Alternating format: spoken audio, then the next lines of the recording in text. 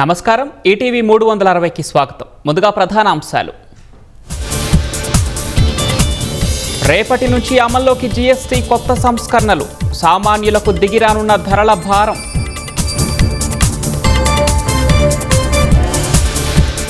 GST మార్పులతో అన్ని రంగాలకు ప్రయోజనమన్న ప్రధాని, ఆత్మనిర్భర్ భారత్కు మరింత ఊతమిస్తాయని వెల్లడి. కొత్త జీఎస్టీతో ఉత్పత్తిదారులకు, వినియోగదారులకు ప్రయోజనం, పెట్టుబడుల ప్రవాహం, ప్రజల పొదుపు పెరుగుతుందన్న మోదీ. జీఎస్టీ సంస్కరణలు చరిత్రాత్మకమైనవన్న ముఖ్యమంత్రి, ప్రజలను పరిపాలన కేంద్రంగా నిలబెడతాయని వ్యాఖ్య. నల్లమల్ల అడవుల్లో భారీ వర్షం, ఉధృతంగా వాగులు వంకలు, నంద్యాల, ప్రకాశం జిల్లాలో పలుచోట్ల నిలిచిన రాకపోకలు. భూమన చైర్మన్గా ఉన్నప్పుడే టీటీడీ పరకామణిలో అక్రమాలు, చోరీతో తనకు సంబంధం లేదనటం విడ్డూరమన్న కూటమి నేతలు.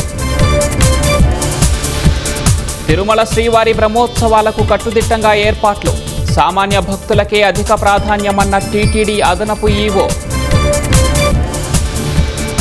అక్టోబర్ నుంచి దేశవ్యాప్తంగా ఓట్ల జాబితా సమగ్ర సవరణ, ఈ నెల 30కి సిద్ధమవ్వాలని రాష్ట్రాల సీఈఓలకు సీఈసీ ఆదేశం.